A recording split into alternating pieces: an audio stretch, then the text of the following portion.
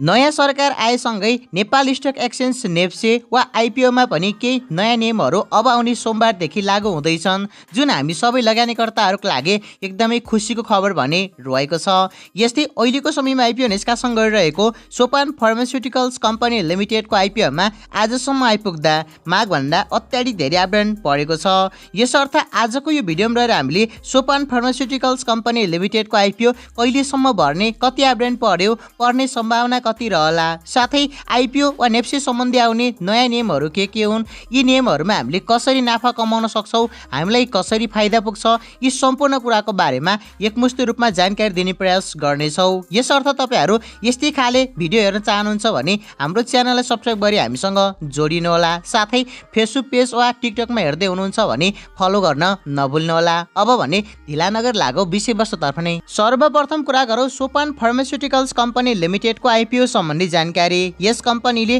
पहिलो चरणमा वैदेशिक रोजगारमा रहेका नेपाली नागरिकहरूलाई आइपिओ निष्कासन गरी बाँडफाँड गरेर अब बाँकी रहेको सेयर भने सर्वसाधारण लगानीकर्ताहरूमा वैशाख 3 गतेदेखि 8 गतेसम्म भर्न सक्ने व्यवस्था गर्दै निष्कासन गरिरहेको छ। कम्पनीले 34,74,90,000 रुपियाँ बराबरको 100 रुपियाँ अङ्कित मूल्यका दरले 34,74,900 किता आइपिओ निष्कासन गरेको छ।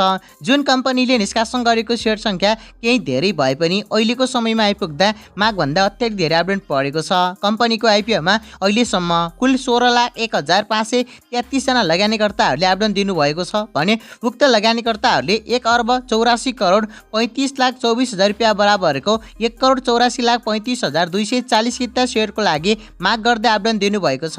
जुन कम्पनीले निष्कासन गरेको 34,74,900 किता सेयरभन्दा करिब 5.3 गुणाले बढी हुन आउँछ।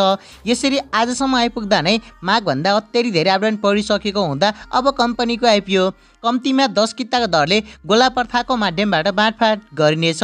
यसरी बाँडफाँड गर्दा यो कम्पनीको आइपिओमा आवेदन दिनुहुने योग्य लगानीकर्ताहरूमध्ये भाग्यमानी 3,47,490 जना लगानीकर्ताहरूले मात्र 10 किता सेयर हात पार्न सफल हुनुहुनेछ।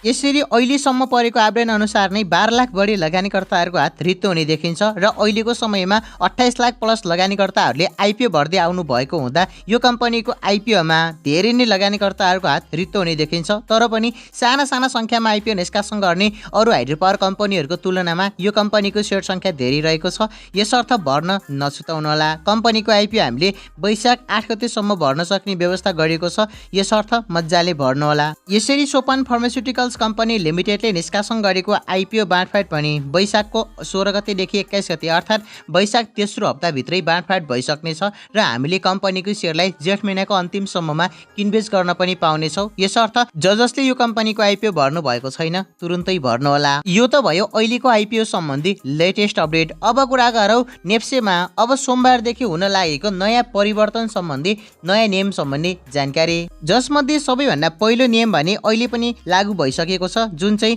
पहिले आइतबारदेखि बिहिबारसम्म सेयर कारोबार हुन्थ्यो भने अब सोमबारदेखि शुक्रबारसम्म मात्र सेयर कारोबार हुन्छ। यो भन्ने तपाईँहरूले अहिले पनि लागू भइसकेको छ भन्ने थाहा पाउनु भएको छ। यसले गर्दा चाहिँ हामीले विकेन्डमा एनालाइसिस गर्न सजिलो हुनेछ। इन्स्टिट्युसनल इन्भेस्टरलाई चाहिँ कन्सिस्टेन्ट भएर सेड्युल बनाउन पनि सजिलो हुने देखिन्छ। सोमबारदेखि लागू हुने नयाँ ब्रेकिङ अपडेट, ब्रेकिङ न्युज अर्थात् ब्रेकिङ रुल्स तपाईँहरूले जे भन्नुहुन्छ त्यो रहेको छ। अब प्राइसको लिमिट भने 10% ले नभएर 15% थपघट हुनेछ। अर्थात् योभन्दा अगाडि कुनै पनि कम्पनीको सेयरमा सर्किट लाग्दा 10% ले लाग्ने थियो भने अब त्यो बढेर 15% पुग्नेछ। जसले गर्दा छिटोभन्दा छिटो कम्पनीको मार्केट प्राइस बढ्नेछ र घट्ने सम्भावना पनि धेरै हुनेछ। यसले गर्दा रिस्क पनि हाई हुनेछ र गेन पनि हाई हुने देखिन्छ।